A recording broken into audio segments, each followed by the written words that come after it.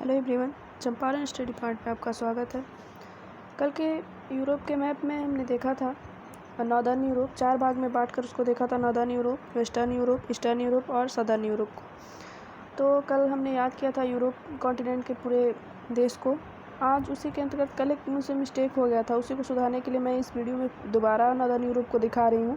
क्योंकि देखिए, ये मैंने बताया था, ये आइसलैंड जिस पर डेनमार्क का अधिकार है, ऐसा नहीं है। इस पर डेनमार्क का अधिकार नहीं है। जो उत्तरी अमेरिका के पास ग्रीनलैंड है, उस पर डेनमार्क का अधिकार है। लेकिन शब्दों की वजह से, चूँकि ग्रीनलैंड और आइसलैंड बोलने में या पढ़ने में एक ही तरह के लगते हैं, इसलिए मिस्टेक हो गया था।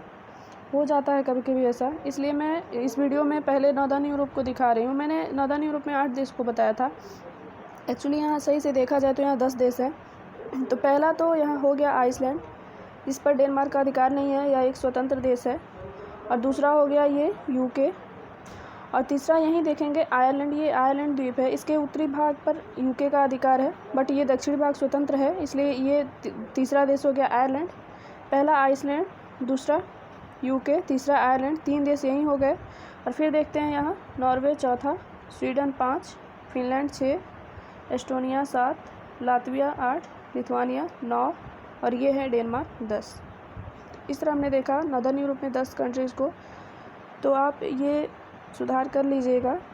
ये आइसलैंड एक स्वतंत्र देश है, चूँकि डेनमार्क का जिस पर अधिकार है वो ग्रीनलैंड है, वो आइसलैंड नहीं है।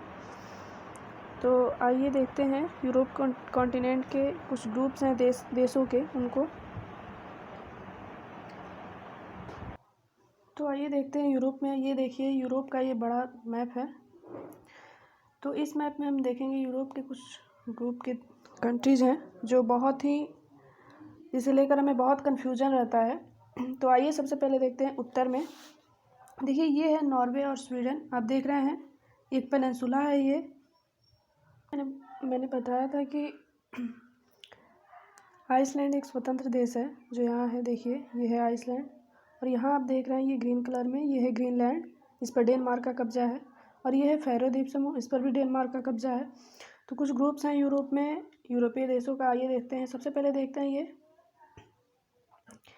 कि स्कैंडिनेवियाई प्रायद्वीप किसे कहते हैं। तो ये जो प्रायद्वीप है, ये नॉर्वे और स्वीडन का, इसे ही हम स्कैंडिनेवियाई प्रायद्वीप कहते हैं।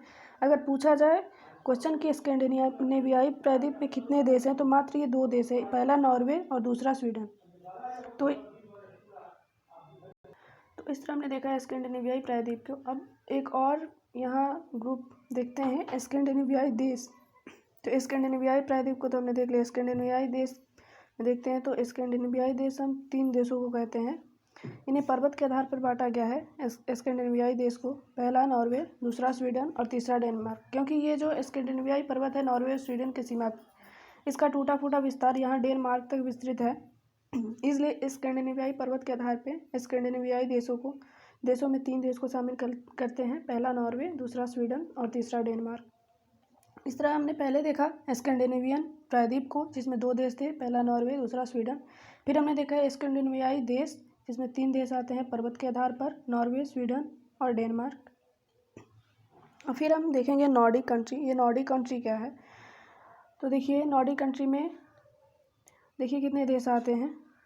तो ये पहला नॉर्वे, दूसरा स्वीडन, ये तीसरा फिनलैंड, चौथा ये आइसलैंड, फिर ये डेनमार्क का जो ये फैरो द्वीप समूह है, ये 5वां डेनमार्क। चूँकि ये फैरो द्वीप समूह डेनमार्क का ही है, तो इसलिए ये 5वां हम डेनमार्क को ही रखेंगे, 5वां डेनमार्क। देखिए इसे नॉर्डिक देश क्यों कहते हैं, क्योंकि यहाँ की जो ऐतिहासिकता है, यहाँ की जो भाषा है एवं संस्कृति है, ये बिल्कुल एक समान है, इनमें बहुत ही समरूपता है, इसलिए इन्हें नॉर्डिक कंट्री कहते हैं। और इसमें देख सकते हैं आप, पहला आइसलैंड, दूसरा नॉर्वे, तीसरा स्वीडन, चौथा फिनलैंड, 5वां डेनमार्क। इस तरह इसमें 5 देश आते हैं। तो पहला हमने देखा स्कैंडिनेवियाई प्रायद्वीप, दूसरा स्कैंडिनेवियाई देश और तीसरा हम देख रहे हैं नॉर्डिक कंट्री। तो 3 ग्रुप्स को हमने कंप्लीट किया। अब आइए देखते हैं बाल्टिक देश को। तो बाल्टिक देश कौन से हैं, तो ये देखिए, ये आप देख रहे हैं उत्तर से दक्षिण के क्रम में, जिसे हमने कल नॉर्दर्न यूरोप में पढ़ा था, एस्टोनिया, लातविया, लिथुआनिया। ये 3 जो देश हैं ये बाल्टिक देश कहलाते हैं, क्योंकि यहाँ देख रहे हैं आप, ये बाल्टिक सी है, ये बाल्टिक सागर है। बाल्टिक सागर के तट पर ये एस्टोनिया, लातविया, लिथुआनिया, ये 3 देश आते हैं, तो इन्हें बाल्टिक देश कहते हैं। और देखिए ये रसिया का थोड़ा सा भाग भी बाल्टिक सागर के तट पर है, लेकिन इन्हें बाल्टिक देश नहीं कहते हैं क्योंकि ये मुख्य रसिया का थोड़ा सा पार्ट है। हालांकि अगर क्वेश्चन पूछा जाए कि रसिया बाल्टिक सागर के तट पर है, तो हाँ, ये रसिया बाल्टिक सागर के तट पर ही है। फिर हम देखेंगे यहाँ एक आता है बाल्कन प्रायद्वीप, ये देख सकते हैं। देखिए यूरोप में प्रायद्वीपों की संख्या बहुत ज़्यादा है। पहला आपने यहीं पे देख लिया, ये प्रायद्वीप स्कैंडिनेविया प्रायद्वीप, तो इसलिए इसे प्रायद्वीपों का देश भी कहते हैं। एक फैक्ट्स है यूरोप के बारे में कि यूरोप महाद्वीप को प्रायद्वीपों का महाद्वीप भी कहते हैं, और ये खुद ही एक प्रायद्वीप के रूप में है। आप ये पूरे मैप को देखिए, ये देखिए आप पूरे मैप को, यूरोप के पूरे मैप को आप देख सकते हैं। इसके उत्तर में ये देखिए नॉर्वेजियन सी, और ये देख सकते हैं आप इसके पश्चिम में नॉर्थ अटलांटिक ओशन है, और इसके दक्षिण में आएंगे, देखिए इसके दक्षिण में यहाँ आएंगे तो देखिए ये है मेडिटेरेनियन सी, जो अफ्रीका कॉन्टिनेंट के ऊपर है, ये मेडिटेरेनियन सी। तो आप देख रहे हैं पहला ये मेडिटेरेनियन सी, दूसरा ये अटलांटिक महासागर, और तीसरा ऊपर ये है, ऊपर सबसे ऊपर ये नॉर्वेजियन सागर। तीन ओर से पानी ये जल से घिरा हुआ है, ये देख सकते हैं आप यहाँ। तो और एक तरफ से ये एशिया से जुड़ा हुआ पार्ट है, ये रसिया। तो इस तरह आप देख सकते हैं ये खुद भी एक प्रायद्वीप है।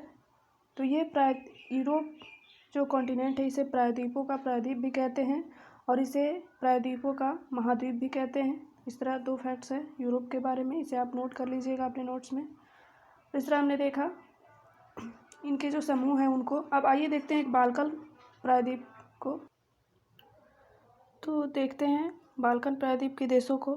ये है बाल्कन पेनिनसुला, ये आप देख सकते हैं, ये बाल्कन प्रायद्वीप है। देखिए कुछ ज्योग्राफर जो हैं वो ये तुर्की का जो ये 10% भाग है जो यूरोप में, इसको भी बाल्कन प्रायद्वीप में ऐड करते हैं। लेकिन कुछ ज्योग्राफर जो हैं इसके जगह पे ये तुर्की को एशिया में मानते हैं, और इसके जगह पे ये बुल्गारिया को ऐड करते हैं। तो आइए देखते हैं मुख्य रूप से बाल्कन द्वीप में कितने देश हैं, ये बाल्कन प्रायद्वीप में कितने देश हैं। तो पहला हम देखते हैं, यहाँ शुरू करते हैं, यहाँ उत्तर से दक्षिण का क्रम रखते हैं। देखिए मैं बार बार आपको हर वीडियो में बताती हूँ, जब भी आप मैप के कंट्री को याद करें या कोई भी फिजिकल मैप ही याद करें तो उसे क्रम में रखें, इससे आपके दिमाग में हमेशा मैप इमेजिन होता रहता है। तो आइए देखते हैं सबसे पहले क्रोएशिया को। ये है क्रोएशिया, फिर उसके नीचे ठीक नीचे दक्षिण में ये है बोस्निया और हर्जोगोविनिया, ये दोनों इसी का नाम है। और उसके दक्षिण में आइए देखते हैं, ये है मॉन्टेनेग्रो।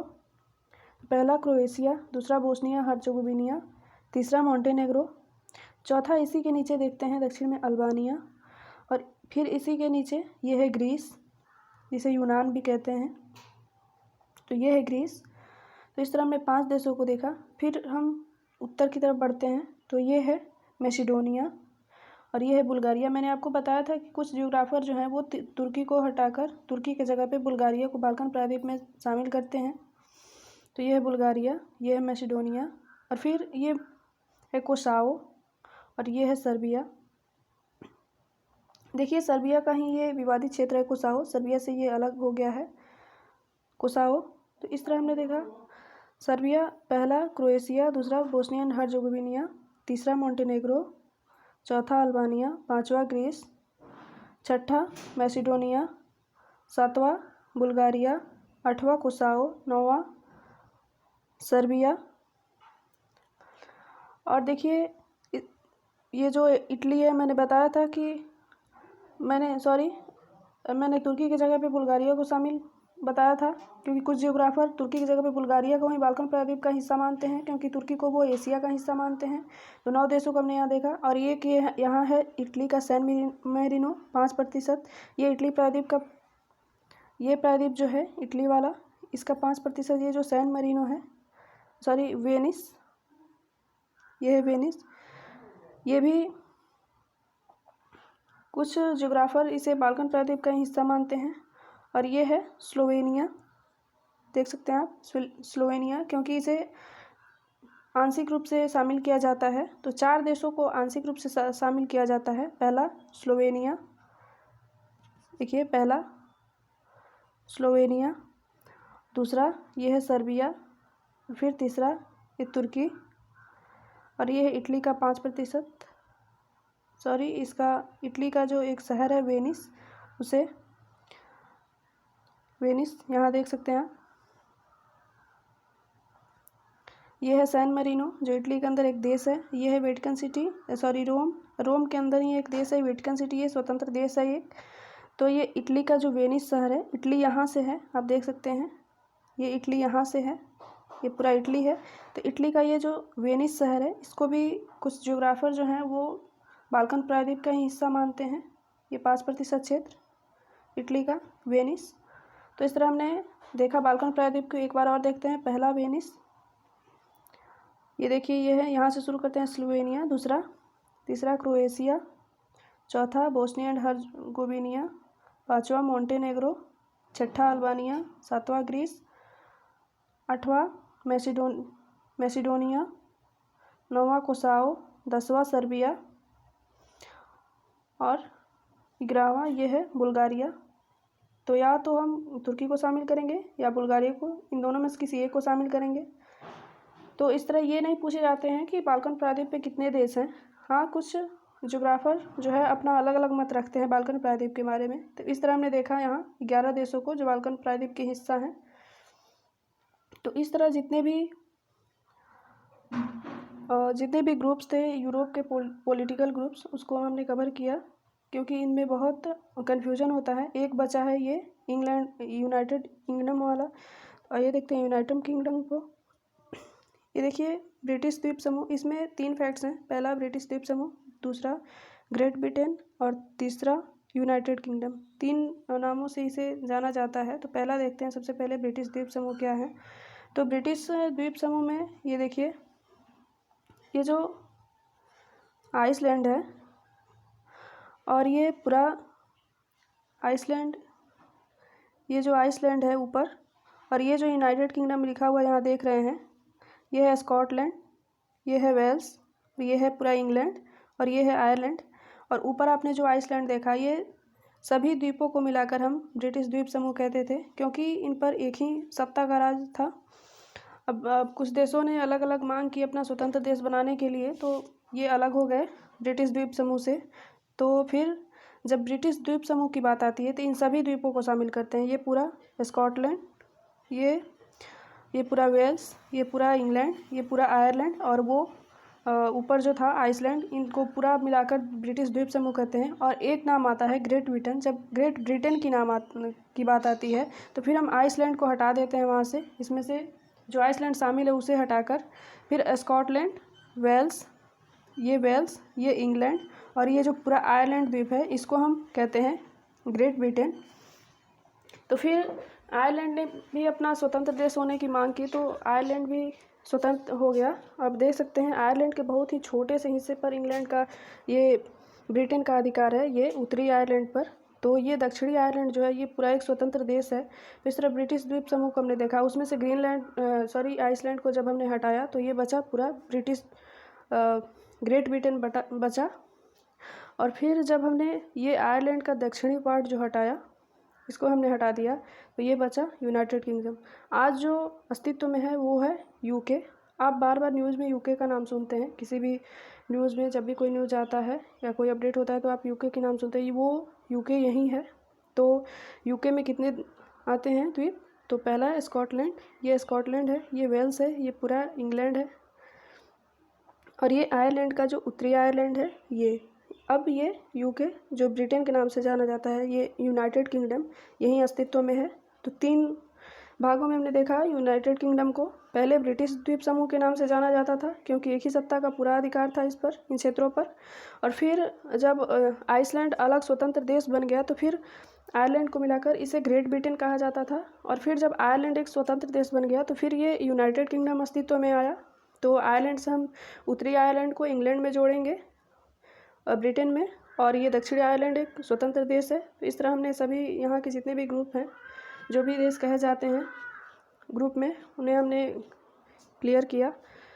तो ऐसे ही पूरे मैप को पढ़ने के लिए या जीएस के किसी भी सब्जेक्ट को पढ़ने के लिए हमारे YouTube channel Champaran study point को सब्सक्राइब करें, बेल आइकन को प्रेस करें ताकि मेरे द्वारा अपलोड किया हुआ हर वीडियो का नोटिफिकेशन आप तक पहुँचे।